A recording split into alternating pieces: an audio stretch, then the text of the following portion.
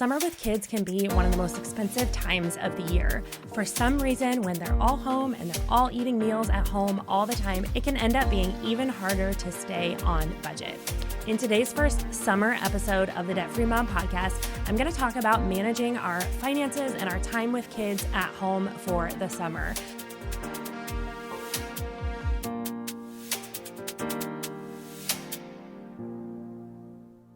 The first part of the episode will be about being home with the kids during the summer, and then the second part of the episode will be about being on the road, traveling with kids during the summer. This episode is just chock full of my little tips and tricks that I've found along the way for managing summers at home with kids and on the road. Until this summer, my husband worked at a summer day camp during all of our other years of being married and having kids. So he was gone 50 to 60 hours a week, and summers were basically just me and the kids. In that time, I have learned a lot about being home with the kids, not blowing the budget simply because we were bored, and still having a great time together. So let's dive into summer at home with the kids. I don't love having a strict schedule. I find that having a bunch of little kids doesn't tend to lend itself to sticking to specific times of day, but I do enjoy having a routine. So I opt for having predictable rhythms to our day when everybody is at home, as opposed to strict timelines. I also try to minimize the number of activities that we do that have specific times we have to be somewhere, so that it can feel like a more relaxed time of year as opposed to school. One of the ways that I stick to a routine or a rhythm instead of a strict schedule is to use a set of magnets that act as a visual schedule. So I found this set a year ago on Amazon. It's a whole bunch of tasks and places to go and parts of your day, like meal times or chores or personal hygiene or reading or going to the park or going to the dentist, and they are magnetic. So especially during the week, I try to set up a daily rhythm to put on the fridge that all the kids can see, and it's picture-based. So even the ones who can't read can follow along with what they expect us to do during the day. All of the magnets start on the left side of the fridge, and then as we do something, we move it over to the right side of the fridge to show that it's done, so the kids know what we have done and what is coming up. We also try to alternate between low and high energy activities, between things that are on a screen and off a screen. This helps to get all of that energy out while still also giving me breaks by utilizing tools like iPads or movies. So we might eat breakfast and then run straight outside to play on the swing set while it's still cool in the morning, and then we'll come inside and watch a couple episodes of Bluey while I get myself ready for the day or have my own breakfast. And then once that's done, we might go to the park. And then once that's done, we might play some video games. So we have this rhythm I have found alternating between something that uses a lot of their energy and then going into something that allows them to sit and rest has been a helpful cadence to our time at home. So often when I find myself getting overwhelmed or the kids fighting more than normal, it's because they need to get energy out or because they need to rest. So I try to alternate these high intensity activities with a low intensity activity right after, or something on a screen with something deliberately off a screen. So we might go to the pool for 2.5 hours in the afternoon, and when we come home, everybody changes out of their swimsuits, gets cozy, gets a snack, we turn on a show in the cool, dark basement, and they really like to relax after we have spent so much time swimming. I also default to free activities for our summer. So we might choose 1 to 2 things during the month that is a paid activity, but it's something that we make special and occasional, so it feels like a treat. I try not to default to every time we are bored or it's hot or it's raining, that it means we're going to have to go out and pay to enjoy something. The most common things that we enjoy are our pool membership, which is not free, but we do pay for it once at the beginning of the year, and it's a set amount that we know and budget for, and then we can use it all throughout the summer. Our library and other local libraries, which I'll talk about that in a minute, and parks. So these are the things that we tend to cycle through during the week. We might go to 2 or 3 parks throughout the week and 2 different libraries and then swim 6 or 7 times. I think as adults, we tend to overcomplicate what kids are looking for in the summer. They're looking for being outside, getting a break from the school routine, and just enjoying friends, enjoying siblings, and enjoying the freedom to create and have adventures. This can be done by going to the same places over and over. Kids actually get the chance to really dig in and explore and be creative when they're at familiar, comfortable places time after time after time.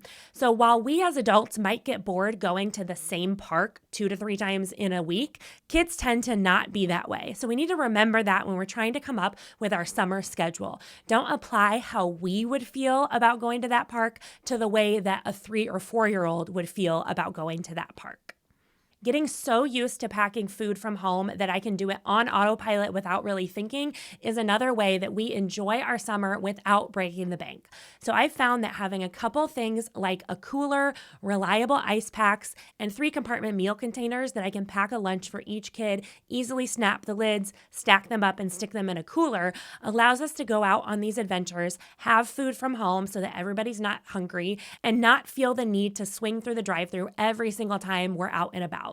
Dinners tend to be when I add variety and we try new foods, and I really try to give lots of different colors to their food to get adventurous with vegetables. But when it comes to breakfast and lunch, I have found that with 4 kids ages 2 to 8, I just need to keep it consistent and simple. So we will have peanut butter and jelly with veggie straws and apple slices and a cheese stick. And we'll have that multiple times during the week. We'll pack our lunch boxes and we'll eat on the go. We'll eat at the picnic tables outside of the pool. We'll eat in the van on the way home from the park. Whatever that schedule requires, I have found that during that morning screen time, right before we go on our high energy activity, I can take just 5 minutes to put together 4 lunches for the kids and know that we have our food with us. It makes the question, can we go get fast food, a lot easier to answer if I say, hey, we already have a cooler of food, here's your lunchbox. Now let's talk about activities. I prefer to go to the pool pretty much every day that weather allows, but I know not everybody is that way. I grew up going to the pool. It was just what we did with summers, and I knew I wanted to do that with my kids as well. But here are some other things we like to do in addition to going to the pool. I mentioned libraries earlier. Do not sleep on your local libraries. The amount of resources they offer that are above and beyond books and movies cannot be overstated. So our local library is amazing at offering programs for children, toddler times, older kids, lunch in the garden, shows, evening Lego clubs, a summer reading program that has a pool party at the end of the year. The library often also has things you can check out or use while you're there that are not just books, puzzles, toys, coloring pages. If we find ourselves with a little bit of downtime or a rainy day, we'll stop by the local library and just play for 20 or 30 minutes to get some energy out, have some activities that look different than the things that are at our house, and it doesn't cost a thing. And when it comes to playing at libraries, remember that you don't have to just go to the library that's closest to your house. Many of us live within driving distance of multiple libraries, and switching it up and seeing what they have and playing with a different set of toys can also be a fantastic way to spend your time. Now, what do we do when everything is falling apart? The kids are sick of each other, they're sick of their toys, mom wants to get out of the house, and we just need to get to dinner time. I don't remember who told it to me first, but this phrase helps me over and over again, especially with those really small children. When anyone is overwhelmed, including mom, get the kids playing with water, get the kids playing outside, preferably both. So this looks like a water table. This looks like a sprinkler. This looks like filling a Tupperware with water and bubbles and telling them to give all their cars a car wash. Anything with water and outside tends to calm that overwhelm and give them something to do. Another tip I have for making it through those days that just feel more draining than the others is to do ordinary activities at odd times of the day. This is one of my favorite go-tos. If everything is falling apart, I can't bring myself to get them out of the house, I will do a 10 a.m. bath time. I'll say, you know what, just for fun, let's take a bath. It's 10 in the morning, but we're going to play with your toys. We're going to fill up the bubble bath, maybe have some glow sticks in the tub, maybe give them a popsicle to eat in the tub. Doing ordinary things at odd times of the day can just shake up the routine and get anybody who's in a funk out of it.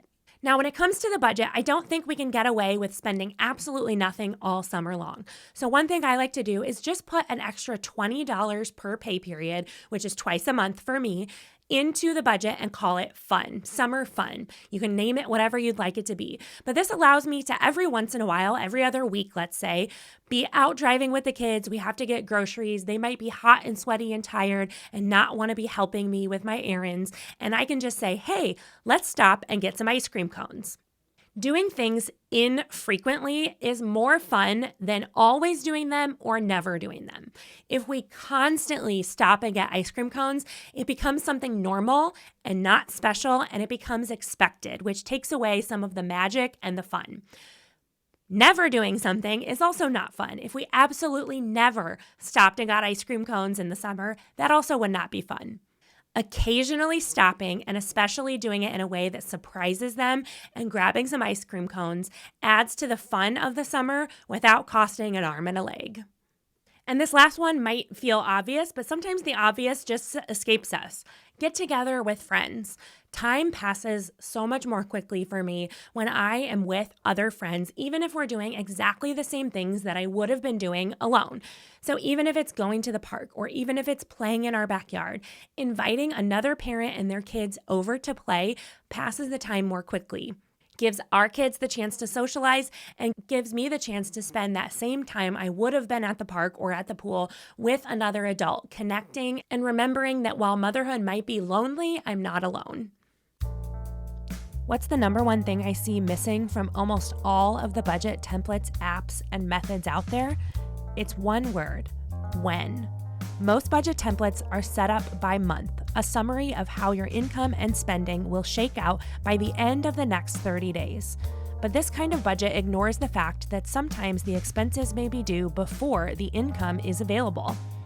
A pay period budget not only includes your income and expenses, but it is built around when that income will be available so that you can create accurate, realistic plans for how you want to use your paycheck.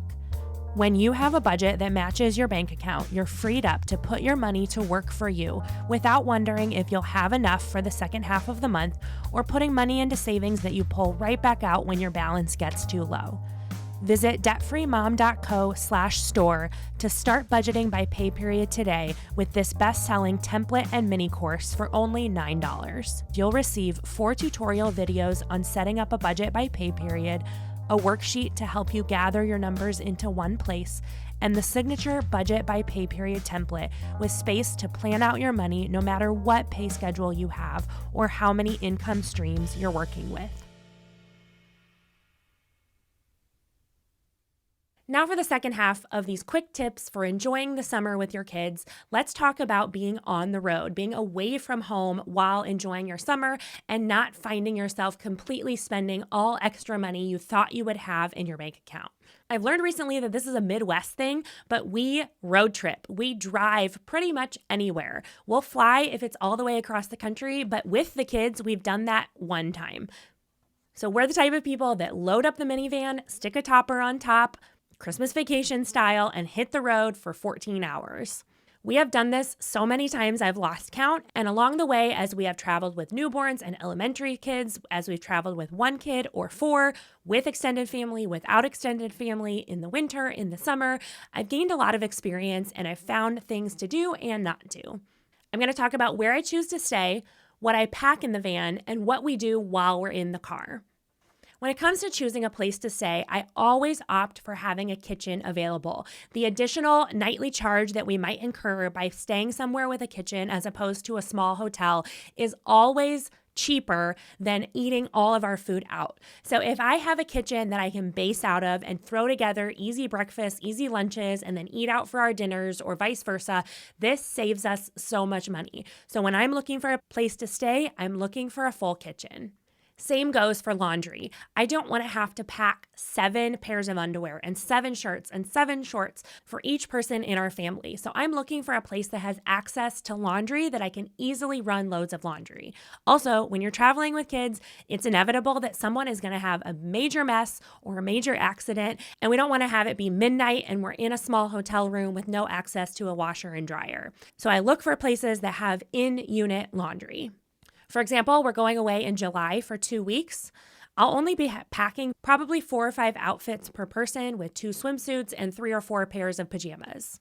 This cuts down on how much stuff is in our van. As a family of 6 with a van that seats 8, any extra space in the van is prime real estate when we're going on a road trip. Being able to pack less clothes helps us out. Now, this next lesson I've learned about kids really depends on your age of kids, the stage of life you're in, the number of kids you have, and just what your traveling preferences are. But I look for a place that we really wouldn't have to leave once we're there. If we find a place that's out in the middle of nowhere, doesn't really have a lot of activities around it, we're going to find ourselves paying to get into other activities while we're on the vacation. But if we look for a place that's really a one-stop shop that might have a pool and access to the beach, or if it's in the mountains, it has a hot tub and hiking trails. If we don't have to get up and out of the cabin or the condo every single day, we're going to save money. So I'll pay more for access to a pool or for an extra bedroom so that we can have the place we're staying as our home base and then occasionally go out for activities if we want to, but not feel like we have to in order to survive the trip. The beach is my preference. Other people like the mountains or the hiking or the outdoors, but these things are all free and open and available for everyone to enjoy. Now let's talk about what goes in the van. What do we bring along when 6 people are about to be in the car for 14 hours and 4 of them are under the age of 9? I am all about having different kits. What I do is I use those cube storage bins that go in the cube organizers that you can get at Walmart or Target, and I have a different kit for each different purpose. Here are the kits I pack. A snack kit. And in that kit, it's not just a bunch of granola bars. It has plastic bowls, cups, plates, silverware, and then, yes, snacks and drinks. I'll rip all the tops off of the cardboard boxes for the snacks so we can easily reach in and grab them. But I don't pack a ton of individually wrapped snacks because those can get expensive. I also pack the large containers of Goldfish or a big bag of Chex Mix. And then I use the plastic cups and bowls to divvy out small portions to the kids while we're on the road. Another thing I'll do is once I open those boxes and containers of individually packaged snacks is I'll pull snacks out and put them all in a bag and stick it in the trunk so that we pace ourselves and we don't plow through all the snacks we have in the first 3 hours of the journey and have a day and a half left to go where I then have to stop at Walmart and grab more snacks.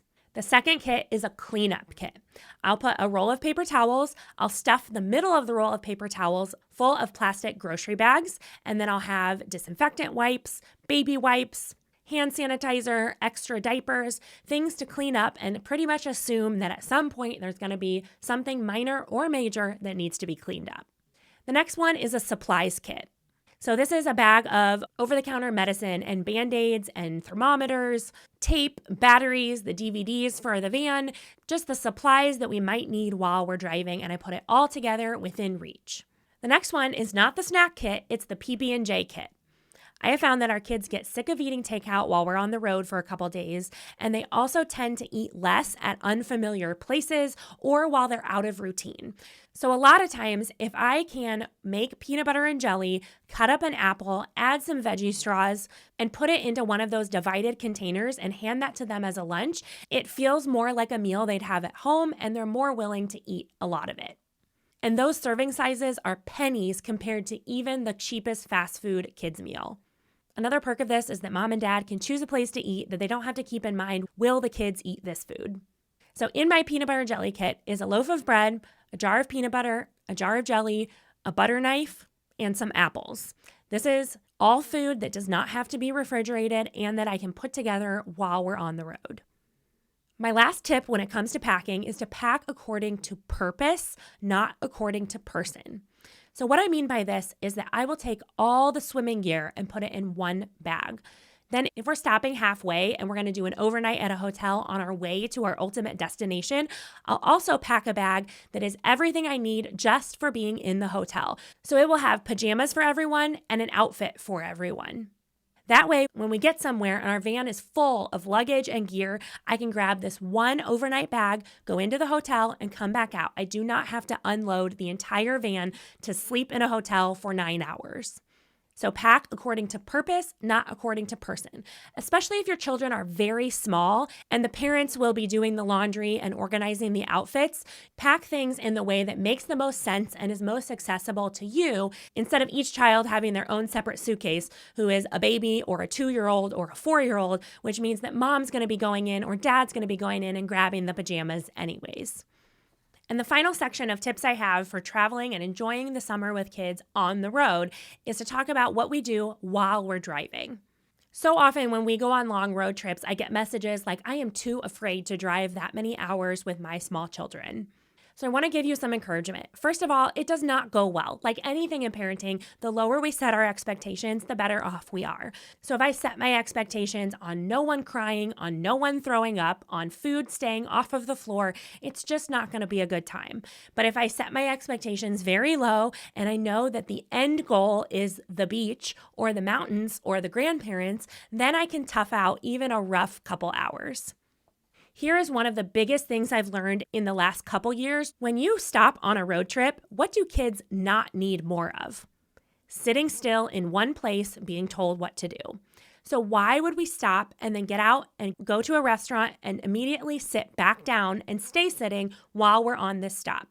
We have learned to not use stops for more sitting, but instead use them for running, for playing, for getting energy out. So even when we're stopping to eat on a long road trip, we will grab drive-through food, and then I will go into Google Maps and just type the word playground. You can see pictures and reviews. You can check if it has a bathroom, if it has picnic tables, and we'll find a playground close to where we are and go eat our food at the playground where the kids can get up and run, jump, play, do hide and seek, and get that energy out before we get back in the car.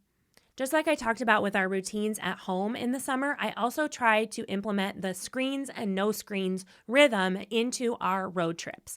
So if we watch a movie on the DVD player, when the movie ends, we'll specifically find something for the kids to do or just have 30 minutes where we say, do your own thing. So we alternate between the screens on and the screens off to give them that rhythm, to give their eyes a break, to give them a chance to do something different. So this looks like bringing along little bags of Legos with a lap desk, or checking out a bunch of high-interest books in the library and not showing it to them until we get in the car, or coloring pages, or games that can be played in the car, like Uno. How it often works is that we stop roughly every 2 to 3 hours. So when we start driving, we might do 20 to 30 minutes of looking at books or talking or listening to music, and then we'll turn a movie on. And if a movie is an hour and a half, that means that when the movie ends, we might have 20 to 30 more minutes before our stop. That way we can build predictable rhythms into the drive, even for kids who can't tell time and don't really have a good sense of what it means for we'll stop in a half hour. So we might say, when this episode of Bluey is done, then we'll be at lunch. Breaking a really long drive into smaller and smaller chunks of time where you're like, yay, we got through that movie. Now we're going to do 30 minutes of reading. Okay, we accomplished that. Now we're going to stop and get dinner. Now we're going to watch a movie. Now we're going to read. Having that predictable rhythm and giving them little benchmarks that they can visualize and expect helps them to sit in the car for long periods of time. Now, let's talk about the hardest age to take on a road trip. In my experience, that is 18 months to 3 years old. Their attention span is approximately 20 seconds, so every minute or so, it feels like you're needing to hand them something new, calm down their frustration, or answer their questions. Variety is the name of the game with this age. So I like to grab a bag of random things around the house that I know a 2-year-old loves to play with. And the less it looks like a toy, the more they're going to enjoy it. So bring a roll of tape and let them pull the tape out and feel it sticking to their fingers. Bring those garage sale stickers that are the neon colored circles and let them pull them off and stick them to the window or their car seat. Bring a plastic noodle strainer and a bag of pipe cleaners and teach them to thread the pipe cleaners through the strainer. Think of those random household items that you find them playing with day after day that are not toys and stick them in a little bag and bring them along. You can even keep them hidden until you really need it and it's a desperate moment and you can hand them something that they weren't expecting you to have. Because of the age span of our kids, currently ranging from 2 to 8 years old, a lot of times the movie we put in the DVD player is of no interest to our 2-year-old. So I will strategically use the one iPad our family owns to download high-interest apps or videos that she likes to watch. Then we'll use headphones and let her hold the iPad and watch a show that she enjoys while the DVD player might have a movie like Star Wars that her brothers are enjoying.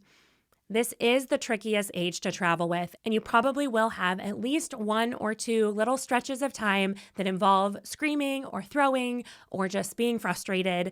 or mom needing to put noise canceling headphones on. So expect these hiccups and also remember that just like a meltdown at home, it's not going to last forever. Having variety, having options, and having low expectations can help everybody survive the trip. And lastly, here's what we've learned to do when it comes to splitting up a drive over multiple days. I tend to choose to take our time getting somewhere, and then at the very end of the trip, beeline ourselves back home because we're tired and ready for our own bed. The longest road trip we've ever done in one day is 14 hours of driving time. So this usually involves going from central Illinois down to the panhandle of Florida or Gulf Shores. That's about 13 and a half hours of road time. When we're going there, we split it up and we'll spend one night in a hotel about halfway. But then when we're coming home, we do tend to get up really early in the morning and drive all the way home. This is less time on the road, which means less meals out, not paying for a hotel. And like I said, we're all just ready to get home. But when it comes to getting somewhere, I do like to take our time so that we're not exhausted and regretting the trip by the time we get there.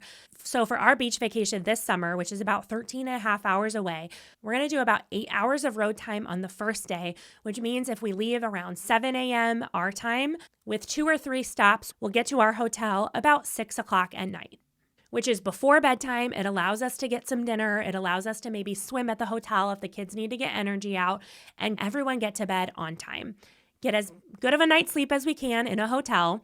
But then the next day, instead of having a really long day, we'll have 5.5 hours of drive time, which means I won't feel pressured to get up crazy early and hit the road, and we'll be able to take our time getting a full breakfast and getting back in the van on our schedule.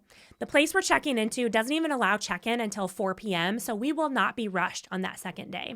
And here's the other thing I don't like to do. If we're going to drive all the way there to our destination on the first night of our trip, that means I have to pay for a beachfront condo that I'm not even going to get to until 11 p.m. or maybe midnight.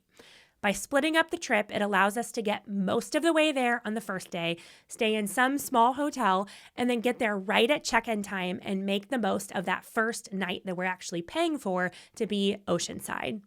What we often do is get there, toss all of our stuff into the condo, and immediately hit the ocean because we're ready to see it. This type of scheduling allows us to not feel exhausted and, like I said, not regret the trip by the time we get there because we overextended ourselves right out the gate. So it means that we weren't traveling through the night. We weren't traveling super early in the morning. We got the kids to bed on time, and we were able to have a shorter day of driving on the second day. Now, I know some people thrive by waking up super early in the morning and driving, or by driving at night. So if you or your spouse or an adult you're driving with can handle driving through the nighttime and you think your kids will sleep, that's a great way to do it because the kids will wake up and basically be there. Kyle and I cannot drive at night to save our lives. I am a night person. I'm a night owl. I love to stay up late. But if everyone is asleep in the van and I am just staring at the open road, I cannot stay awake. So over time, as we have had trial and error, and yes, error, where we made mistakes, we drove at times that did not work well for us, we have figured out what works for us. We have figured out that we do most of the driving on the first day, but we don't overextend ourselves either super early in the morning or super late at night. We get a full night's sleep, and then we can get to our destination on time. Then at the very end of our trip, we usually are ready to get home, and we don't find much of a difference between waking up early in the morning to check out or waiting till a 10 or 11 a.m. checkout time. So we will get up super early, hit the road right away, maybe even have 1 or 2 of the kids fall back asleep, never all of them. 1 or 2 of the kids fall back asleep to get a couple hours under our belt before everyone is awake, and then make it home really late at night that final day. So I know I didn't touch on what we actually do while we're on our vacation, but for this episode, I wanted to focus on enjoying the summer at home with the kids. And then if you're doing a road trip or thinking about doing a road trip, or you have sworn off to never do a road trip, but I could maybe convince you to do one, how do we prepare? How do we pack our van? And how do we choose a place to stay? In the show notes, I've given a link to a small Amazon list that I put together specifically for enjoying summers with your kids. So there's a mixed bag of things that we use at home and things we use on the road to make our summers about having fun and making memories and not bogged down with disorganization or overpacking or getting bored while we're home together. If any of these tips and tricks sounded like something you might try, check out that Amazon list to see the small list of things that I have found myself coming back to summer after summer to help me enjoy my summers with my kids. Thanks for listening to the Debt Free Mom podcast. If you want to join me as a guest on the show, go to dfmpodcast.com. The Debt Free Mom podcast is hosted by me, Carly Hill, and is produced, edited, and mixed by Kyle Hill. Music for this episode was written by Kyle Hill. Hit subscribe wherever you're listening to join in with every new episode as we grow our confidence and contentment in our personal finances.